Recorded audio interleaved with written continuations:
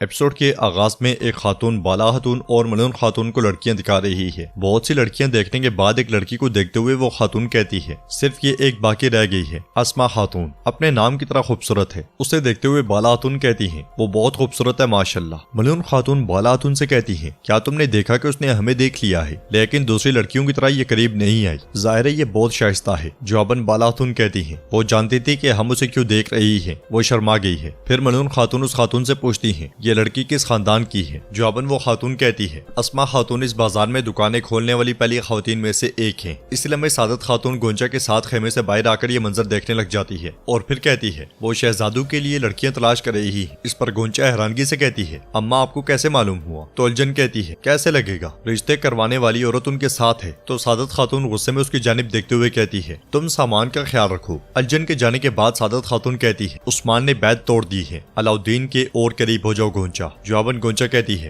अम्मा उन्होंने हमें जिंदान में डाला, क्या आपको हमारा हाल याद नहीं। जवाबन सादत खातून कहती है, हमें कुछ नहीं हुआ गोंचा, उस्मान के राज जानने के लिए अलाउद्दीन के करीब जाओ। आज वो ओरहान के लिए लड़की तलाश कर रहे हैं और कल वो अलाउद्दीन के लिए भी तलाश करेंगे। ये कहते साथ ही सादत खातून आगे बढ़ जाती है और गोंचा बेसाख्ता कहती है, अलाउद्दीन के लिए, ओह माँ ओह। उधर जंगल में एक मुकाम पर पहुंचने के बाद ओरहान होलोफेरा को फूल पेश कर रहा है। फूल लेने के बाद होलोफेरा उसे सूंघती है। फिर वो दोनों बैठ जाते हैं और होलोफेरा कहती है, मुझे तुमने हैरान किया शहजादे, मुझे तुमसे ये उम्मीद हरगिज नहीं थी। जवाबन ओरहान कहता है, होलोफेरा मैं तुम्हें मजीद हैरान करूंगा, जबकि मेहमद छुपकर उन्हें देख रहा होता है। इसके साथ ही ओरहान के इशारे पर वहाँ मौजूद एक लड़का गिटार बजाने के लिए बैठ जाता है। ओरहान कहता है, एक बात और भी है। उन्हें देखते हुए मेहमद कहता है, वाह शहजादे वाह, क्या कुछ जानते हो तुम। जबकि ओरहान होलोफेरा को एक खूबसूरत ब्रेसलेट पेश करता है और कहता है, कमल का फूल नेलोफर, ये बाकी सब फूलों से मुख्तलिफ है, इस तक रसाई बहुत मुश्किल है, बिल्कुल तुम्हारी तरह। ब्रेसलेट लेने के बाद होलोफेरा बहुत खुश होती है और कहती है, ओरहान ये बहुत खूबसूरत है। ये सुनकर ओरहान होलोफेरा से कहता है,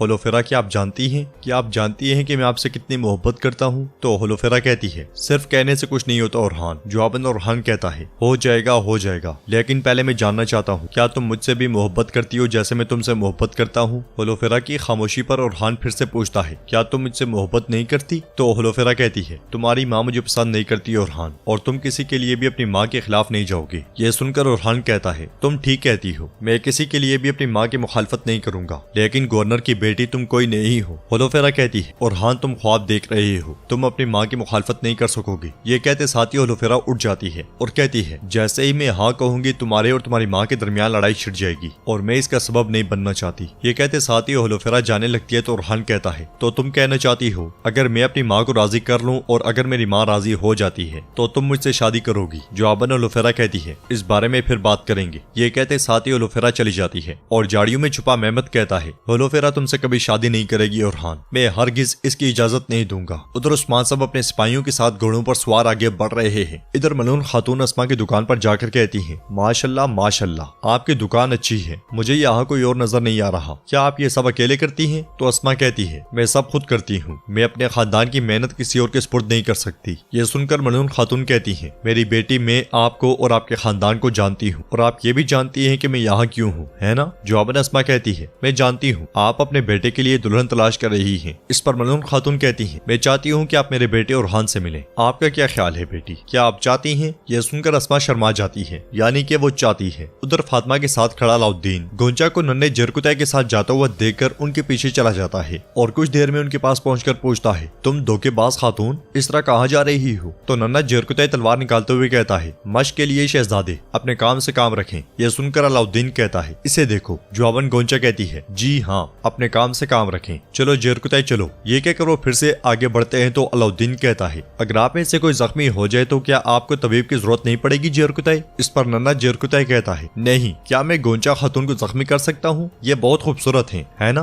तो अलाउद्दीन कहता है, बिल्कुल ऐसा ही है, यकीनन ऐसा ही है। फिर गोंचा जरकुतै से कहती है, छोटे जरकुतै, क्या आप मदरसे के लड़के को साथ आने की इजाजत देते हैं, आपकी राय क्या है। कुछ देर सोचने के बाद नन्हा जरकुतै कहता है, आने दें। फिर आगे बढ़ते हुए कहता है, चलो वक्त बहुत कम है। उधर उस्मान साहब सिपाहियों के साथ उस मुकाम पर पहुंच जाते हैं जहाँ पे मंगोलों ने हमला किया था और देखते हैं कि हर तरफ लाशें ही लाशें पड़ी होती हैं, सारा सामान बिखरा पड़ा होता है। इस मंजर को देखते साथ ही उस्मान साहब कहते हैं, होशियार रहो। ये कहते साथ ही उस्मान साहब उतर कर आगे बढ़ते हैं तो उन्हें एहसास होता है कि यहाँ पे कोई जाल है। फिर जमीन में छुपी हुई रस्सियों को देखकर उस्मान साहब कहते हैं, ये एक जाल है सिपाहियों, हर जगह जाल है, अपनी तलवारें निकाल लो। ये कहने के बाद वो सब बहुत ही ज्यादा मुहतात अंदाज में आगे बढ़ते हैं। तो बुरहान कहता है जाहिर है कि मंगोल यहाँ पे काफिलों पर हमले करने तो नहीं आए। उस्मान साहब एकदम से कहते हैं उन्होंने इस कारवां पर हमला किया लेकिन इनकी घोड़ा गाड़ी गायब है, उनका इरादा गाड़ी में छुपने का है। आइकुद पूछता है वो कहाँ पे हमला करेंगे हुजूर? तो उस्मान साहब कहते हैं वो गाड़ी ले गए हैं, देखो खाना छोड़ गए हैं और सोना भी यहाँ है, वो कहीं हमला करने जा रहे हैं। जरा बताओ ये गाड़ी कहाँ के लिए मौजू है? ताजिर की गाड़ी यानी के बाजार, वो सरहदी बाजार पर हमला करेंगे। इसी लम्हे तुरान एक संदूक खोलने लगता है और जैसे जैसे संदूक खुलता है कई नेज़े एक साथ खींचे जाते हैं। खतरे को महसूस करते साथ ही उस्मान साहब तुरान को खींच लेते हैं और एक नेज़ा बहुत तेजी के साथ उनके करीबी लकड़ी में जा लगता है। एक तीर एक सिपाही को जख्मी करता जाता है। बाकी सब निकलने वाले नेज़ों से सिपाही बामुश्किल अपनी जान बचाते हैं। कुछ देर रुकने के बाद उस्मान साहब सबसे उनका हाल अहवाल पूछते हैं। जवाबन सिपाही कहता है हमारे पास एक जख्मी है। तो उस्मान साहब कहते हैं उसे जल्दी से लेकर जाओ। इसके साथ ही वो सब सरहदी बाजार की जानिब रवाना हो जाते हैं। उधर सरहदी बाजार में गोंचा और अलाउद्दीन मश्क के लिए तैयार खड़े होते हैं और नन्ना जेरकुतै कहता है चलें गोंचा खातून चलें, शहजादे को शिकस्त दें। गोंचा ये कहते हुए कि तुमने मुझे जिंदान में डाला था हमला आवर होती है। अलाउद्दीन उसके हमले को नाकाम करते हुए कहता है और आपने मुझे मुनाफिक कहा था। दोनों के दरमियान मश्क शुरू हो जाती है। काफी देर की मश्क के बाद आखिरकार अलाउद्दीन उसकी तलवार गिराने में कामयाब हो जाता है और अगले ही पल अपनी तलवार उसके गले पर तान लेता है। गोंचा कहती है आपने मेरे भाई और ओरहान बे की जान को खतरे में डाला। तो अलाउद्दीन कहता है लेकिन हमने उन्हें बचाया, क्या हमने ऐसा नहीं किया? इसके साथ ही गोंचा इसगी से खंजर की नोक उसके गले पर रखती है तो अलाउद्दीन कहता है धोखेबाज खातून। इस पर गोंचा कहती है मुझे कम मत समझो मदरसे के लड़के।